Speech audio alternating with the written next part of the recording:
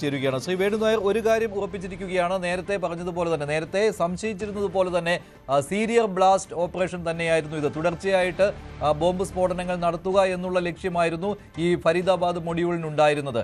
ഇപ്പോഴും ഇത് ആരാണ് ഓപ്പറേറ്റ് ചെയ്തത്, ഏത് സംഘടനയാണ് എന്ന കൃത്യമായ നിഗമനത്തിൽ എത്തിയിട്ടില്ലെങ്കിലും ജെയ്ഷെ മുഹമ്മദിന്റെ പങ്കാണ് സംശയിക്കുന്നത്. ഇത് ഈ ഓപ്പറേഷൻ സിന്ദൂരിൽ തകർന്നടിഞ്ഞ പാകിസ്ഥാനിലെ ഭീകര സംഘടനകൾ തുർക്കി വഴി ഓപ്പറേഷൻ നടത്തുന്നു എന്ന രീതിയിലേക്കാണോ കാര്യങ്ങൾ പോകുന്നത്? ഇപ്പോഴത്തെ അന്വേഷണത്തിൽ ഒരു കാര്യം ഉറപ്പിച്ചു, ഉമർ നബി തന്നെയാണ്, നേരത്തെ സംശയിച്ചതുപോലെ ഉമർ നബി തന്നെയാണ് ഈ സ്ഫോടനം നടത്തിയത്, അയാൾ തന്നെയാണ് കൊല്ലപ്പെട്ടത്. തീർച്ചയായും നമ്മള് ഈ സ്ഫോടനം നടത്തിയ ആ രാത്രിയിൽ നമ്മൾ സംസാരിച്ചു അല്ലേ മഞ്ജുഷേ? അതെ. അന്ന് തന്നെ നമ്മൾ പറഞ്ഞത് എന്തായിരുന്നു, അന്ന് ഇതൊരു ഭീകര ആക്ടിവിറ്റി ആണോ അല്ലയോ എന്നൊരു സംശയം നിന്ന കാലത്ത് നമ്മൾ രണ്ടുപേരും തീരുമാനിച്ചത് തീർച്ചയായിട്ടും ഒരു ഭീകരാക്രമണം തന്നെയായിരുന്നു. അതിന്റെ പിന്നെ ഉള്ള ചരിത്രമാണ് ഇപ്പോൾ ഇന്ന് എത്തി നിൽക്കുന്നത്, ഈ തുർക്കി ബന്ധം വരെ നിൽക്കുന്ന കാര്യങ്ങൾ. അപ്പോൾ അതൊരു ഭീകരാക്രമണമായിരുന്നു. അത് നമ്മുടെ FIR രജിസ്റ്റർ ചെയ്തത് UAPA ചുമത്തിക്കൊണ്ടാണ്. അപ്പൊ അത് തന്നെ ഒരു ഇൻഡിക്കേഷൻ ആയിരുന്നു. ഇതിൽ NIA ആണ് ഇപ്പോൾ അതിന്റെ അന്വേഷണം ഏറ്റെടുത്തിരിക്കുന്നത്. അതിന്റെ ചുരുൾ ഓരോന്നിങ്ങനെ അഴിഞ്ഞു വരികയാണ്. അപ്പോൾ ഈ വൈറ്റ് കോളർ ഭീകരത എന്നൊക്കെ പറയുന്നത് അതിനെ നമ്മൾ വെള്ളപൂശുകയാണ്. ആക്ച്വലി ഒന്ന് ആലോചിച്ച് നോക്കണം. ഇതിൽ ഈ ഡോക്ടർമാരായ ഈ വ്യക്തികള് പഠിച്ചത് ഗവൺമെന്റ് മെഡിക്കൽ കോളേജ് അനന്തനാഗിലാണ്.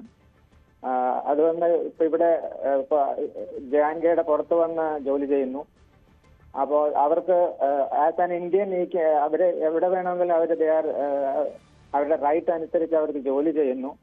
ഇത് ഈ ഗവൺമെന്റ് എഞ്ചിനീയറിംഗ് മെഡിക്കൽ കോളേജിൽ പഠനത്തിന് എല്ലാ ഗവൺമെന്റും എത്ര പൈസ ചെലവാക്കുന്നുണ്ടെന്ന് നമുക്കറിയാമല്ലോ. അപ്പോ ഇവർക്ക് റിസർവേഷൻ കൂടെ കിട്ടിക്കാണും. അപ്പോ ഈ നമ്മുടെ സമൂഹത്തിൽ നിന്ന് ഉള്ള ടാക്സിന്, നമ്മൾ സമൂഹം കൊടുക്കുന്ന ടാക്സിൽ നിന്നാണ് ഈ സബ്സിഡി കാര്യങ്ങളെല്ലാം ഈ ഇതുപോലുള്ള അധ്യാപനത്തിനും ട്രെയിനിങ്ങിനും ഒക്കെ അവര് സ്വീകരിക്കുന്നത്.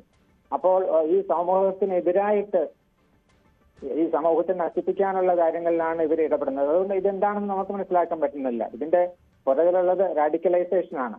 ഈ റാഡിക്കലൈസേഷൻ എന്ന് നിർത്തുന്നു. പക്ഷെ റാഡിക്കലൈസേഷൻ ഒരു റിലിജിയന്റെ ഭാഗമായിട്ടാണ്.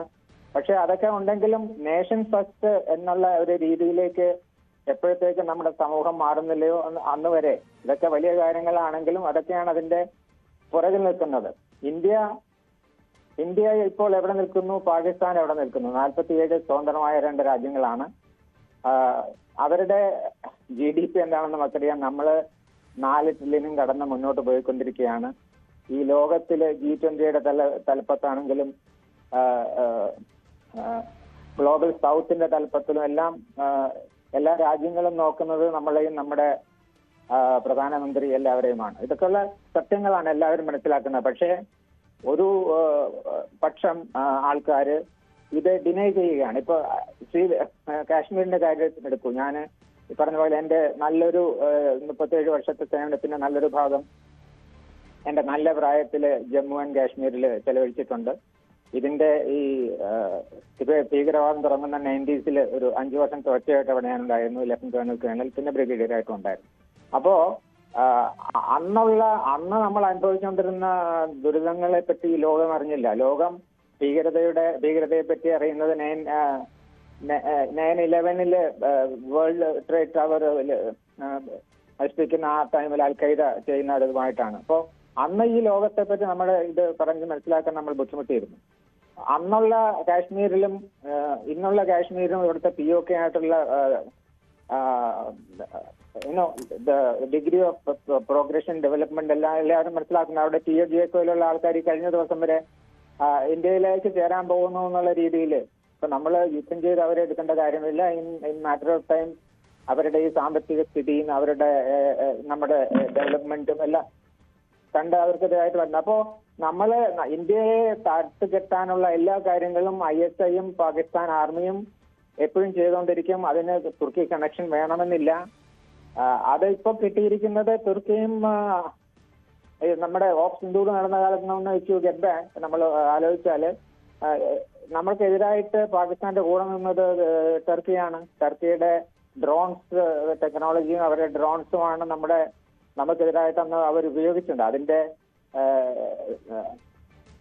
വിജയമോ എത്ര നമ്മൾ പരാജയപ്പെടുന്നത് നമ്മുടെ മിലിറ്ററിയുടെ സ്റ്റാൻഡേർഡ് കൊണ്ടാണ് നമുക്ക് അതിനെ എതിരിട്ട് നിൽക്കാൻ പറ്റിയത്.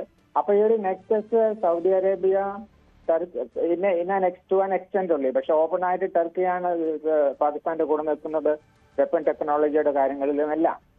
അപ്പോൾ ഈ കാര്യങ്ങള് ഇങ്ങനെയാണ് നിൽക്കുന്നത്. ശരി നന്ദി ശ്രീ വേണു നായർ. എന്തായാലും തുർക്കി ബന്ധം ഇക്കാര്യത്തിൽ സംശയിക്കുക മാത്രമല്ല ആ രീതിയിൽ അന്വേഷണം കണ്ടെത്തലുകൾ നടത്തുന്നും ചെയ്യുന്നുണ്ട്. എന്തായാലും രാജ്യത്തെ പല നഗരങ്ങളിലും സ്ഫോടനം നടത്തുവാനുള്ള ആസൂത്രണമാണ് ഇവർ ചെയ്തു വന്നിരുന്നത് എന്ന കാര്യത്തിൽ കൃത്യമായ തെളിവുകൾ കിട്ടുന്നു. ഡിസംബർ 6-ന് സ്ഫോടനം നടത്തുവാനുള്ള പദ്ധതിയും ഇവർക്കുണ്ടായിരുന്നു. ഫരീദാബാദ് മൊഡ്യൂളിന്റെ കൂടുതൽ വിവരങ്ങൾ ഇപ്പോൾ ദേശീയ അന്വേഷണ ഏജൻസിക്ക് കിട്ടിക്കൊണ്ടിരിക്കുകയാണ്. ഇടവേളയ്ക്ക് ശേഷം